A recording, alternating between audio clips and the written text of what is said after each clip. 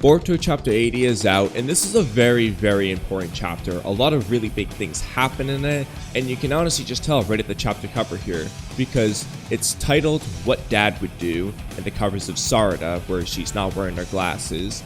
But if you zoom in really closely on her eye, you can kind of see something that's about to happen later in this chapter.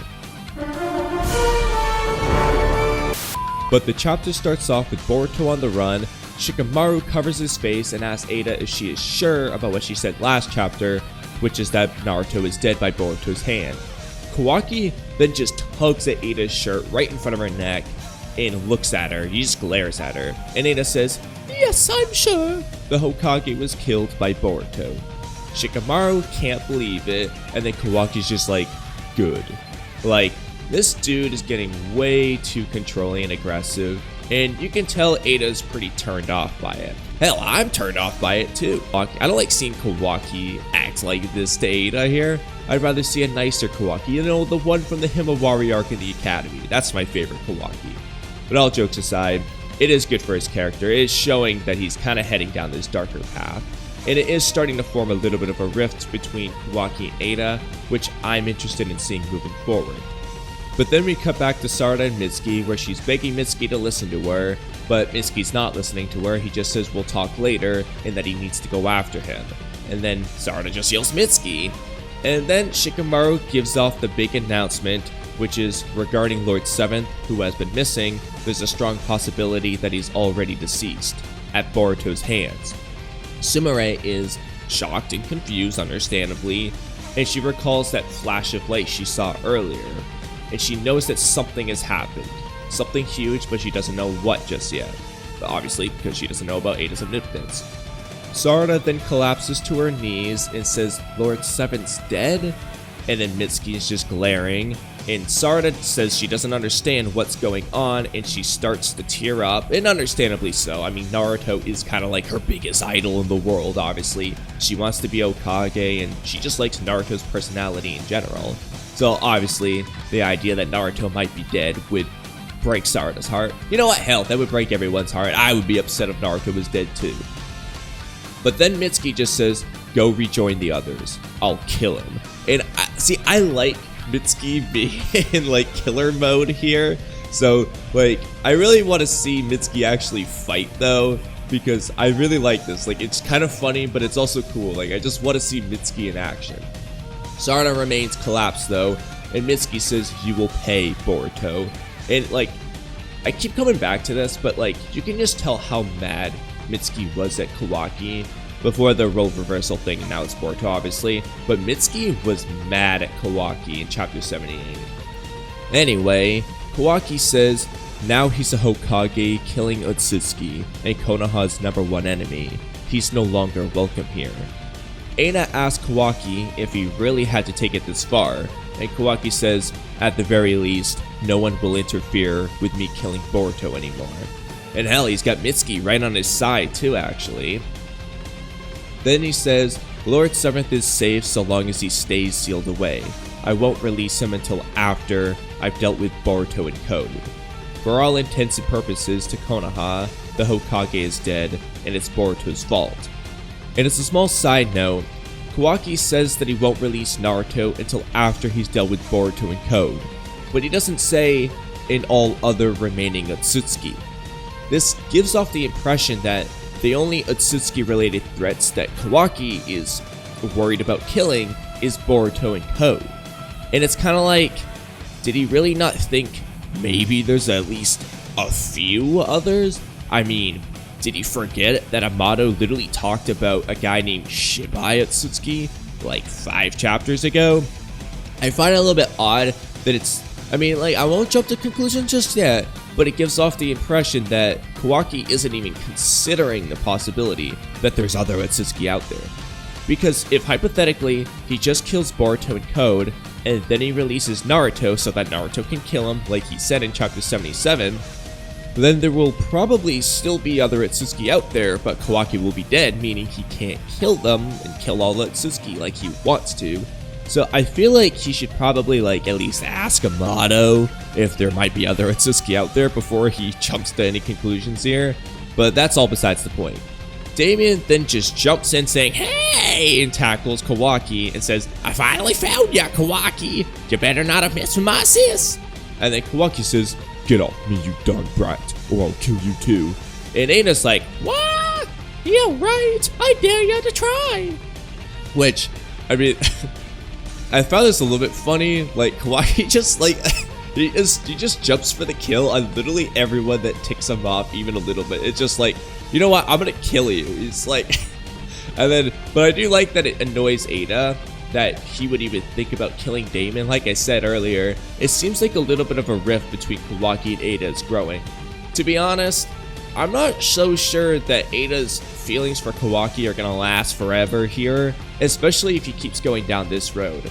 Like, she can think he's hot all she wants, but if he keeps being an ass to her and her brother, I mean, at some point she's gonna be like, alright, the looks, they're not making up for his bad personality. But anyway, Sasuke then meets up with Sarada, and he asks if she's okay and where Mitsuki is, and Sarada says, "Dad, Mitsuki's acting strange. He's saying he's gonna kill Boruto. He isn't himself." Sasuke's just like, I can't blame him. In fact, it's a perfectly normal reaction. Sorry, that made me laugh, because just knowing the truth, he says, it's a perfectly normal reaction. Boruto almost killed Kawaki. And then with Naruto and Hinata, and Sarada's like, "Dad?" And Sasuke says, "I'll stop Boruto before he leaves Konoha. You go back to the village." And then Sarada's like, "What? Wait, hold on, Dad." And she's confused. Why is her dad saying such nonsense? What is wrong with everyone? But then Sumire contacts Sarada and asks her if she thinks she's of a completely sound mind right now. And then we cut to Boruto still on the run. He notices Inojin's Super Beast Scroll, and then Chocho's partial expansion Jutsu Giant Hand comes down and slaps Boruto back. And then Shikadai catches him in a Shadow Possession Jutsu. And I found it kind of funny how they just defeated Boruto like instantly, like it literally, it was very quickly. Although Boruto could probably just absorb Shadow Possession with Karma, like Momoshiki's done in the past, but I still found it pretty funny. In any case, Shikadai says, "I considered you a friend. We all did, Boruto. But then I hear you didn't just try to kill your own bro, but Lord 7th of all people too. He took you in. You! That just ain't what a friend does, you hear?" And then we come back to Sarada and Sumire. Sarada says, "Am I of sound mind? I'm not sure. Things have been so weird since a bit earlier." Sumire says to calm down and that she should be fine, both her and Sarada. And Sarada asks if Sumire knows something, and she says she hasn't figured all of it out yet, but given the facts, she'd say that Eida is somehow involved. And Sarada asks how could Eida be related to all this, and Sumire says, similar to the phenomenon where all who see her become her captive, I believe something's happened to everyone. It's the only possibility, especially if you and I aren't affected. Sasuke is just confused, and then Sarada says just earlier everyone was chasing Kawaki, and then all of a sudden, now they're trying to find and kill Boruto instead. That would never happen under normal circumstances.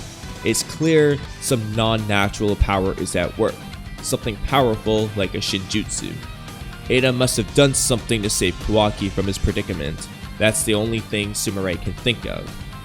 And then Sarada says, but this is too cruel. Why can't Boruto ever get a break?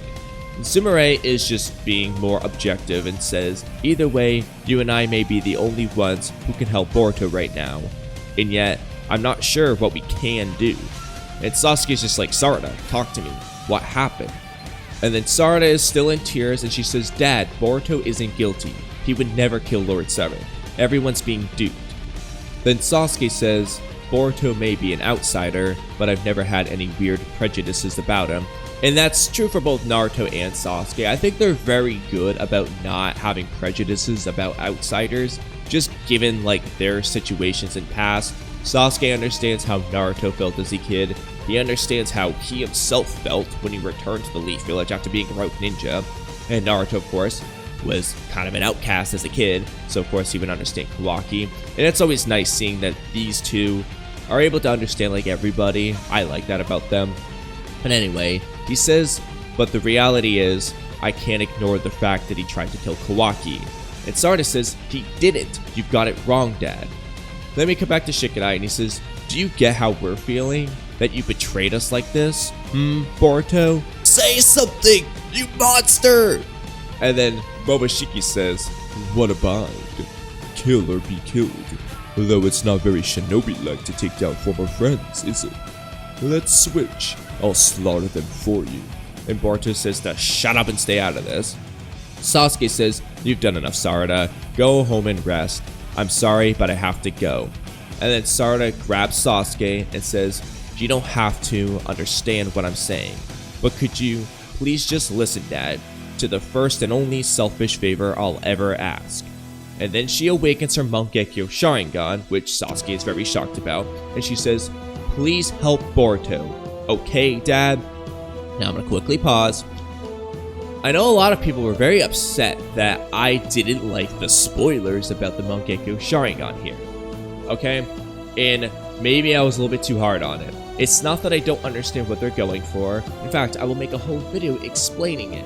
This isn't a retcon because nobody died in front of Sarada's eyes, and it does fit into Tobirama's lore about the sharingan. It basically just means the Mangekyo sharingan works exactly the same way as the sharingan.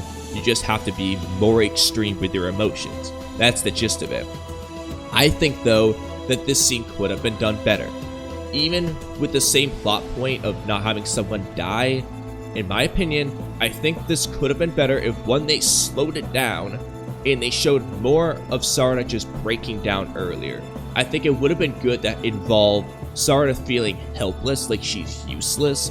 Like earlier in the chapter, if she broke down in tears and said, oh my god, I am so useless. Why can't I ever help Boruto? We had the foreshadowing of that earlier in chapter 69 about wanting to help him, but I think they should have had her like being self-deprecating, saying, why am I so useless? They did it with Sakura in the tuning exams, and I felt it better when she was like, when like Keen had her wrapped in their hair and stuff, and Sakura felt useless. And then she's like, alright, she got some resolve to fight against the sound getting. Or after Naruto came back from the Sasuke retrieval arc, she felt really guilty about being dead weight and said, you know what, next time I won't be dead weight. And then we have the time skip and she's not dead weight anymore. I think they could have played on that a little bit here. In addition, I do think it would have been better if Sasuke actually attacked Boruto before she awakened her Mangekyo sharingan here. If Sasuke caught up to Boruto and let's just say he punched him, he slashed his arm, whatever it is, I think Sarada seeing Boruto injured and then grabbing Sasuke and awakening her Mangekyo sharingan out of even greater fear for Boruto's life would have been more impactful. That's my opinion. Obviously, I also think it would have been impactful if she watched Boruto kill Sasuke in front of her eyes, like the Obito, Kakashi, and Rin situation, because that also would have given a lot of conflict for Sarada's character, but that's besides the point. Even running with this plot point, I just think those little changes, Sarada breaking down about being useless, and actually seeing her father attack Boruto, could have made this scene hit a lot harder than it did for me. This doesn't mean it's trash. It's just saying I think it could have been better. And hopefully you guys don't get mad at me for having an opinion. But then we cut back to Boruto and Momoshiki. Boruto looks like he's in pain from Momoshiki trying to do something, and he says, Momoshiki, if you dare hurt my friends, I'll never forgive you. Which, I mean, obviously, and I don't think Momoshiki cares if Boruto forgives him. And then he says, your friends? I don't see any friends here. In fact, you don't have any at all. Only enemies. Just admit it. You know already, don't you? That everyone wants you dead. There is nowhere you belong. No reason to live. So go to sleep forever. But then Sasuke comes swooping in and grabs Boruto and pulls him away from Team Shikadai. And he says, come, let's get out of the village. And then Inoshin's like, why didn't Master Sasuke grab Boruto? And then Sasuke starts to say, I first met him when I happened to stop by Naruto's house for a visit. That day, he asked me to take him on as his student. He mastered the Rasengan in a flash, and fought Momoshiki with me to save Naruto, and we won. That's who Kawaki is. He's Naruto's son, according to my mind. And I I couldn't help but think of that Photoshop image of Kawaki doing the Rasengan in the Momoshiki fight. I wish they showed this, honestly. I think it would have been hilarious if they showed Sasuke's memories instead of just telling it. Like, I know it would have just been for the meme, but I think it would have been funny. But anyway, Eida is watching the situation, and she says, Kawaki, head back without me. I need to do something first. And then she starts to fly off, and Kawaki just stares at her. And then we come back to Sasuke and Boruto. He says we should be safe here for now. The sensory unit won't find us, though we won't deceive Eida for long, so we'll rest a bit and then go. Boruto asks, Uncle Sasuke, you think I'm Konoha's enemy, don't you? Why are you helping me? And he says, that headband. It's the one I gave to Kawaki, yet you have it for some reason. And that's not all. I know you're there, Momoshiki Otsutsuki. You should be inside Kawaki, so why are you here? Several things are troubling me, but at the same time, I can actively feel in my mind, each thing drastically bothering me less and less. It's quite terrifying. I never gave it a thought until now, how completely undependable my own memories might be. I don't know what to believe anymore, and so I decided that even if I doubt myself, I'd believe in my daughter Sarada. I shall help you because my daughter wishes it. That is worth risking my life. So, there's a quick pause here. I thought Sasuke would figure, out the truth based off the clues just as he did here. The headband was a big clue. He senses Momoshiki inside of Boruto. And then, of course, seeing Sarada awaken the Mangekyo sharingan during her testimony was a pretty clear sign that, hey, she might be telling the truth there. So I don't blame Sasuke for believing in Sarada here, especially given the clues he has. So I'm pretty happy about Sasuke pretty quickly believing in Boruto here. I do think, him attacking him first and then seeing the headband and then having Sarada's testimony would have been a little bit better for my taste, but at least in terms of Sasuke's intellect, I'm happy about him figuring it out quickly. Momoshiki, on the other hand, is not happy about this. He's thinking to himself, is he right in his mind? He's going to help Boruto for his daughter, even though he perceives Boruto to be an enemy? Sasuke says, I may be in the process of committing a monumental mistake, so prove me wrong and validate Sarada. Momoshiki continues to be mad and says, don't let it go to your head, Boruto. This one man's help won't change the fact that you've lost so much. Omnipotence happened. That's the unmistakable reality. It's totally different from momentary deceptions like genjutsu. As in, Eida was simply the trigger even if you were to kill her now. It would not reverse the changes that have already taken place. Which, as a very quick side note, I don't know if Amato was wrong in chapter 69, or if the rules for the love charm and this omnipotence situation are different, because Momoshiki said the love charm is omnipotence, it's just that application of it. And Amato said in chapter 69 that the effect of Eida's jutsu lasts until she dies. These are conflicting, because according to Momoshiki, her dying would not reverse the changes that have already taken place.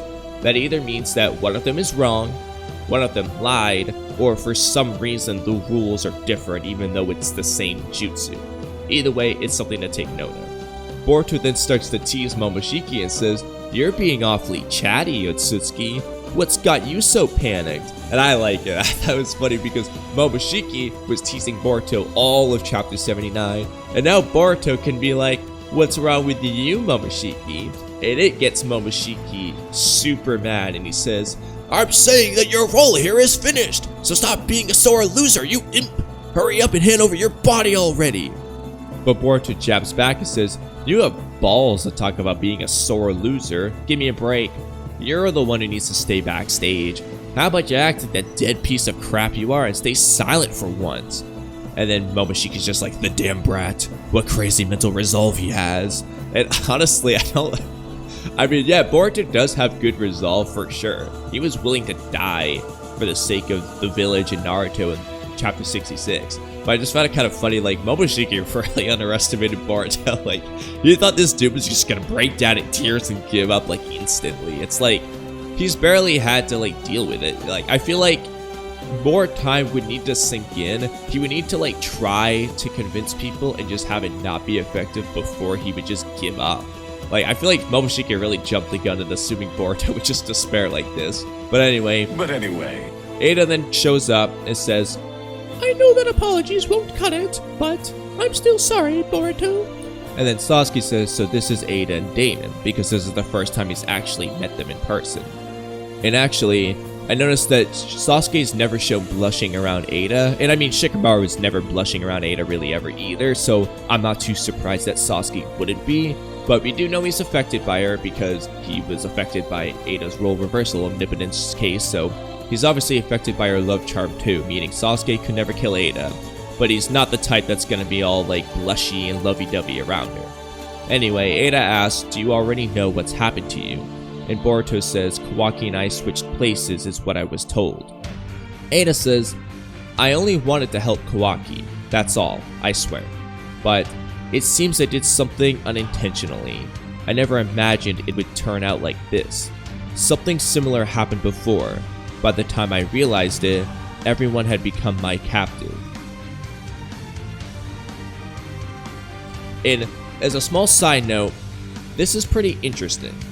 What this implies is that Eida, like, you know how we saw in chapter 79, she did the whole thing with the giant Senrigan moon flash of light around the world?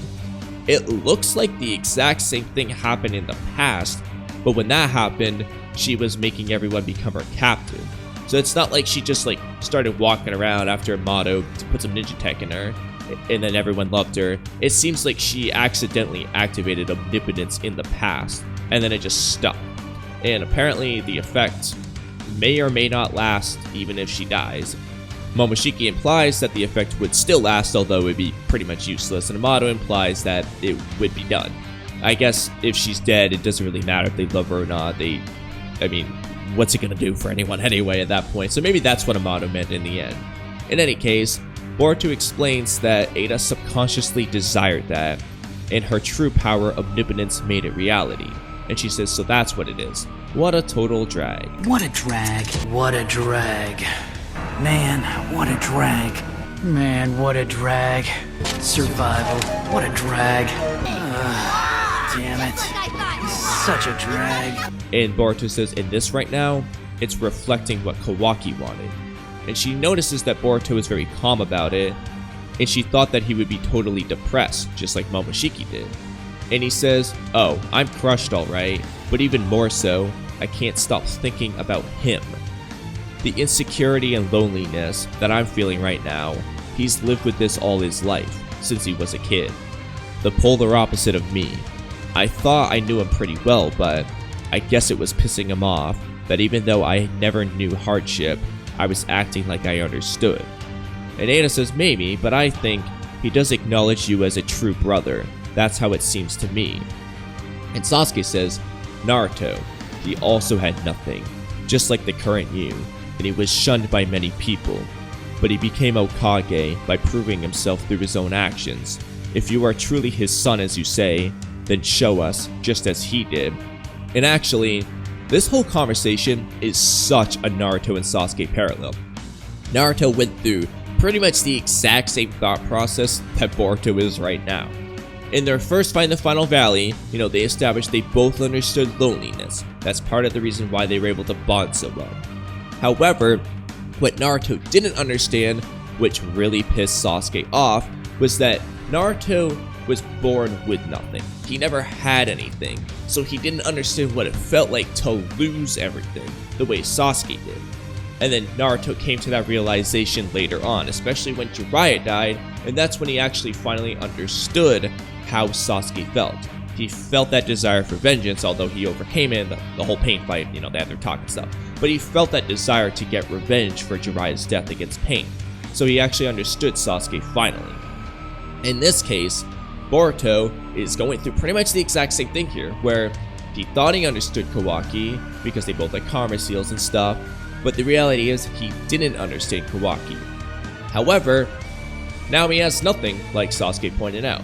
So this is his chance to overcome it like Naruto, because he does understand Kawaki, and see if he can get through to Kawaki the same way Naruto overcome his loneliness and was able to get through to Sasuke. Momoshiki, though, is listening to all of this, and he's mad still. He says, damn Shinobi, yapping on unnecessarily, and interfering with the perfect opportunity for me to make him despair and lose his will to live. Well, this is bad. This line of talk is extremely bad. It wasn't supposed to go like this. But then Boruto interrupts him and says, you should know that I never for a second considered this as losing everything, Momoshiki. I've got flowing inside me the blood of my dad, 7th Hokage Naruto Uzumaki. My mom's Hyuga blood too, and my granddad was the 4th Hokage. And most important, I'm a Konoha Will of Fire ninja. And Momoshiki is starting to sweat, and he says, in fact, the one who drove Kawaki into this corner was none other than me. He's got his own sense of justice. He tried to resolve the Momoshiki situation, even with the risk of dad hating him, resulting in him killing his brother. It's all due to my weakness. I can finally see that now. I can't let this end as a brother killing brother. I gotta get a lot stronger and turn this into a mere quarrel between siblings. That's what my dad would do. And I mean, it is kind of what Naruto did. I mean, he said he was gonna get stronger so that we could stop the fight between Naruto and Sasuke, rather than having Sasuke kill him and Sasuke go down this dark path. Pretty much the same kind of idea anyway. And then Eida says, Boruto, are you sure you're only 12? And then Boruto says, what, that again? Who cares? But the reason she was saying it is that Boruto was very mature for his age. That's what she's getting at. She's like, are you sure you're 12 because you're acting really mature? Anyway, she says, well, unintended or not, I also played a part in bringing about this situation. So I may not make full amends, but until you return to Konoha, I promise not to look for either of you, no matter what Shikadire or Kawaki say. Because Kawaki's just coming off as a coward right now, and it's my fault. It totally makes me sick, that's all. And Boruto says, I'll take it. Please let Sarada know. My thanks for sending me, Uncle Sasuke. And not to worry, because I'm definitely gonna come back. And then Damon says, hey Boruto, get tons stronger while you're at it. Enough that I'll have to fight at full strength for the first time in my life. Which... that is so funny, like... So Damon's never fought at full strength in his entire life. I mean, it never looks like he's trying, in fairness, but it's funny. It's just funny to hear him say that. Like Code was so easy to defeat. Even though he's stronger than Jigen, Code was that easy. You didn't even have to try to fight him, and he still demolished him. But it makes me wonder, like, does Damon have more abilities, or is he just like faster and stronger than he lets on? I hope he's got more abilities too. Like, I don't mind if he could be faster and stronger, but I like to see he's got a hidden ability too, just like Eida did. But anyway, Boruto says, heh, I don't think I've got enough lives for that. Knowing how strong Damon is, he's probably got a point. It's gonna take a long time before he surpasses Damon. And then Sasuke says, let's get going. For even without the Senrigan, I doubt Konoha will stop pursuing us. Boruto says, yeah, thanks so much, Sasuke. And Sasuke says, it's not because I believe in you, but for my daughter. And then Sarada looks up and says, Boruto, Dad, please be safe. And then we cut to Code and he says, Jigen, Ishiki, and Eida, for your crimes of stealing all that I hold dear, you shall pay with your life, Boruto. And then Kawaki says, it's no use hiding anywhere. I'll kill you so long as you are otsutsuki, bro. And Boruto says, bring it on. I'll show you till you're begging me to stop. That I'm Boruto Uzumaki, damn it. So as a quick pause here, Code was affected by Eida's omnipotence, even though she was in another dimension. I find that really interesting. And that means Bulk was affected too, obviously.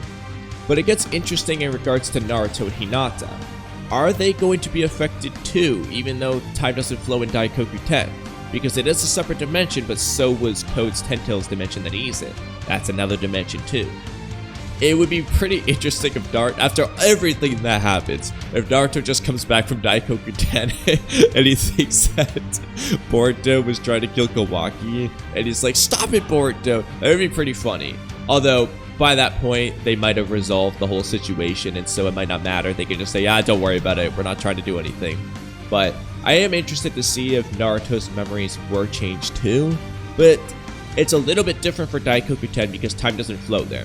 So like his brain doesn't even like function properly. So I don't know if he could have his memories changed or what.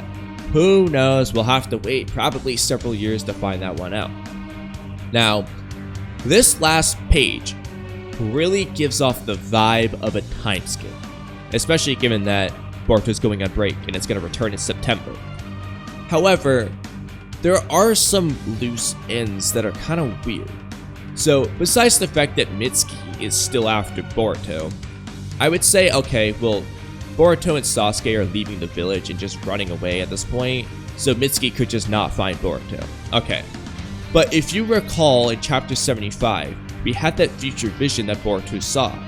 Now, we've seen almost all of that future vision, except for one panel, and that's the final one. That's the one where Kawaki has blood on his face and the horn from his karma seal. We haven't seen that scene yet, but this is a young Kawaki with that, so that would be a part 1 Kawaki type of thing. So I'm a little bit confused. How would that have happened if we have a big time skip? What that indicates to me is that, well, either they forgot, which hopefully isn't the case, or there might be a time skip, but it's not like the big time skip where it's like 3 years later. It might just be like a month time skip, where Boruto trains for a bit, and then he fights Kawaki again. So, essentially, to kind of compare it to Naruto, it could mean that like, the fight Boruto and Kawaki had before is like Naruto and Sasuke's rooftop fight, and now Boruto's gonna train for a month so that they can have their final valley type of fight. We might still have that, because like I said, I mean, I do find it odd to just like not have the Kawaki scene. It's not the scar scene because Kawaki didn't have blood on his face from giving Boruto the scar, and he also didn't have his horn out. He was only in Karma 1. So I feel like that should happen, meaning that even though it gives off the time skip vibes with the way this is ending, because of that loose end, it kind of makes me think, okay, something else should happen before they jump to like a 3-year time skip. Alternatively, the time skip might just not be how people expect it. It might not be one big time jump, and instead it might just be like a few mini jumps where, you know, this happens for a month, then Boruto and Kawaki fight again, maybe Mitsuki finally gets some shine too, and then they do another time jump, and then they do it again, or whatever. There's still a lot of loose ends. And frankly, for that matter, where the heck is Himawari? We haven't seen her reaction to any of this too. We haven't seen Amato's reaction to any of this too. I feel like we need to see Himawari and Amato before a time skip, so I'm not fully sure. Like I said, if I looked at this last page and had no other context, I'd be saying, yeah, this looks like a time skip setup for sure. But because of, I'd say, the 4 main loose ends of seeing Himawari's reaction, seeing whether or not Amato is or isn't immune to this whole thing, seeing Mitsuki do something, because I'm going to come back to that, but I'd like to see Mitsuki do something important, and then also the whole Kawaki panel that we haven't seen yet. It seems like that future vision hasn't finished yet. Coming back to Mitsuki though, this is I really hope Mitsuki fights somebody. Like, that will be a major disappointment to me if all we got was Mitsuki get angry, slap some snakes at trees in Boruto, and that's it. That is not the hype and anticipation I was looking for. So I'm hoping this isn't the time skip, and that, you know, Boruto and Kawaki, they have another fight or whatever after doing some training with Sasuke, and then hopefully Mitsuki can fight one of the two of them. At this point, I don't even care who. I just want to see him fight and go all out against someone, preferably Kawaki, and get some shine in that fight. And then we need to see whose blood is on Kawaki's face and who he's looking down at and all that stuff.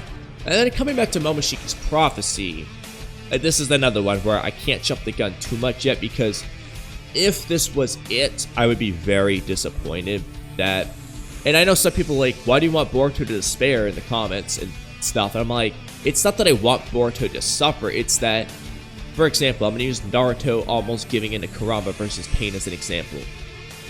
It's really good seeing the characters almost given to temptation or almost given to despair and like break down and almost lose.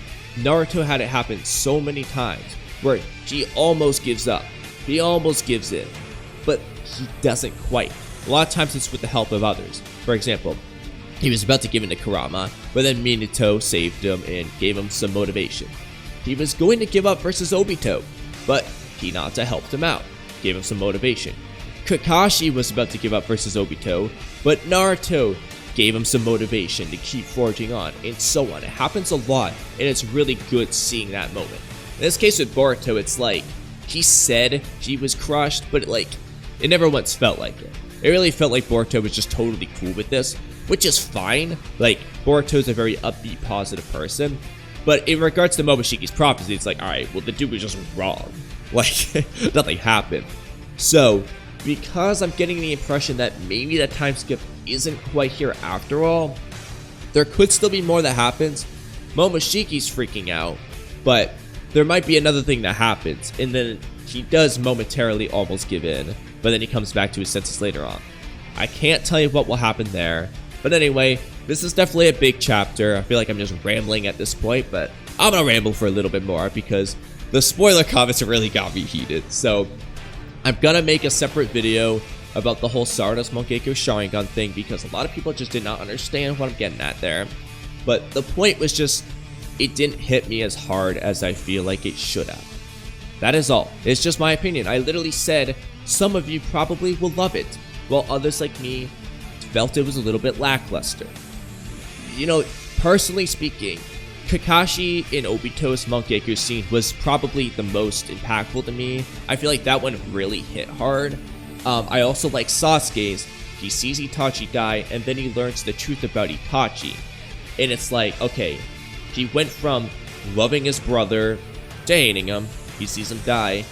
And then after learning the truth, he comes back to loving his brother, but now his brother's gone. And it's just like, that one I really like. But in Sarada's case, I'm like, I think they could have slowed it down and they could have added more. It's not even just the fact that about somebody dying or versus not dying. Even with the same plot point, I really think it would have been more impactful if Sarada broke down about how useless she is and how she can't do anything to help Boruto. And then she sees Sasuke attack Boruto, and then she gains the result that, like, look, I need to do something to help Boruto. And in that moment, the only thing she can do is convince Sasuke.